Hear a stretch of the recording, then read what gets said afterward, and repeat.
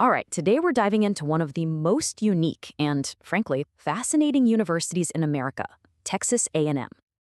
Okay, let's just start with this one number because it really sets the stage for everything. We're talking about more than 79,000 students.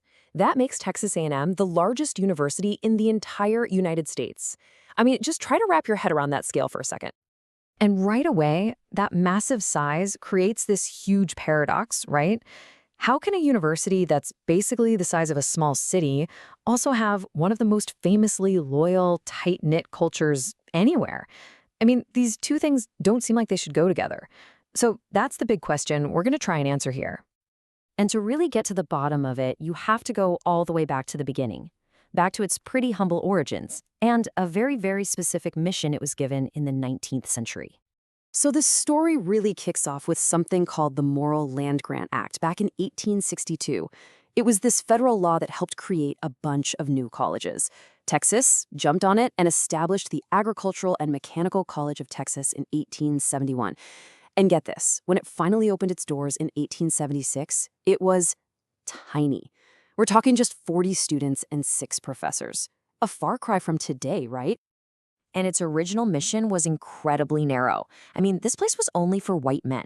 The curriculum, it was all about agriculture and what they called mechanic arts. And here's the kicker.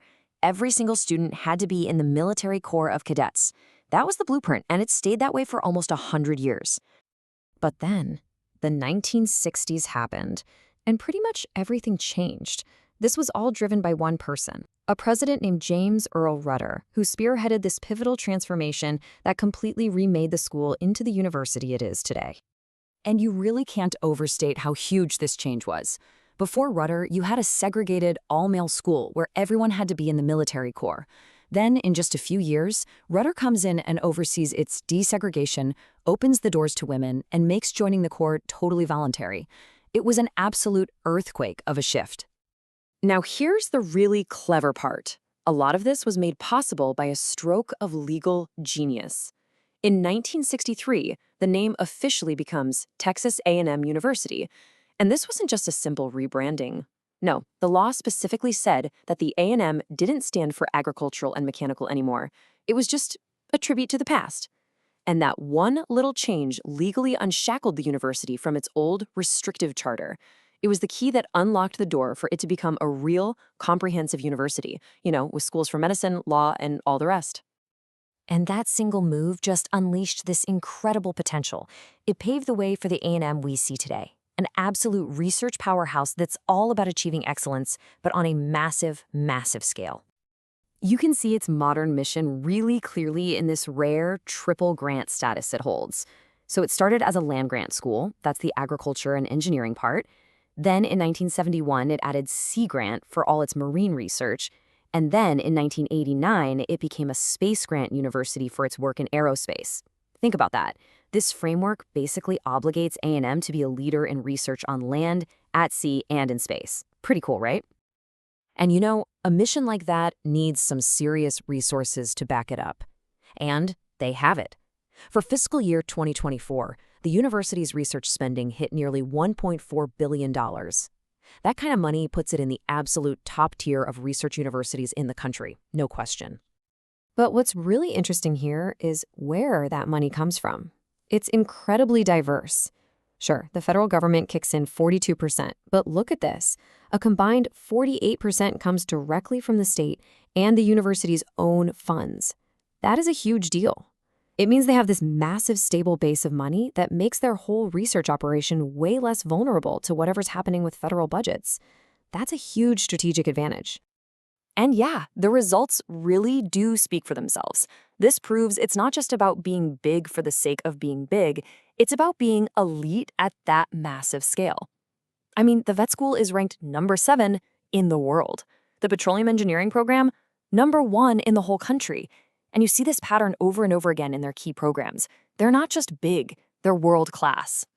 Okay, so this brings us right back to where we started. You've got this enormous world-class research university. How on earth do you hold it all together? Well, the answer isn't in buildings or budgets. It's in the culture, the cultural software, you could say. It's something they call the Aggie Spirit. And right at the heart of that spirit is the Corps of Cadets. Now remember, joining is totally voluntary these days, but the Corps is still the largest uniformed student group you'll find anywhere outside of the big service academies. And their job, their official role, is to be the keepers of the spirit. They're this constant, visible reminder for the whole campus of the university's core values, like leadership and service. So what about the other 95% of students, the ones who aren't in the Corps? Well, for them, the most powerful tradition is probably the 12th man. The story is just fantastic. It starts back in 1922. The football team is getting decimated by injuries, and they literally call a student named E. King Gill out of the stands and tell him to suit up. He never actually got in the game, but he stood there on the sideline ready to go. And that one simple act, that readiness to serve, became the symbol for the entire student body. And this quote from Gill himself just says it all, doesn't it? I simply stood by in case my team needed me. It's so powerful and so simple. And that idea has unified generations of Aggies. It's why, to this very day, the student section stands for the entire football game, to show that they too are ready to serve. And this culture of connection is reinforced by these really sacred traditions of remembrance. You have Silver Taps, which is a monthly tribute for any student who passes away while they're enrolled. Then there's Muster, an annual ceremony held all over the world where they call the names of Aggies who died in the past year. I mean, these aren't just events. This is a deeply ingrained system for building community, sharing grief, and staying connected. So what happens when you combine that massive scale with this incredibly tight-knit culture? What's the output? Well, you get the Aggie Network, and its absolutely massive impact on the world. Just look at the numbers. The Aggie Network is a global community of more than 623,000 former students. But here's the key. This isn't just some mailing list for alumni. No, it's an active, highly organized force with hundreds of local clubs all over the globe. And if you look at who comes out of this network, a really clear pattern emerges. Texas A&M produces what you might call state builders. They're leaders in the exact same fields that reflect the school's original mission: government, the military, energy, aerospace. We're talking about people like former Secretary of Defense Robert Gates, or George P. Mitchell, the guy known as the father of fracking. These are alumni who have literally shaped the modern economy of Texas and the nation. And all of this leaves us with one final big question. Texas A&M has somehow managed to take a 19th century mission, agriculture and engineering, and scale it into a 21st century global research powerhouse, all while holding on to its unique soul.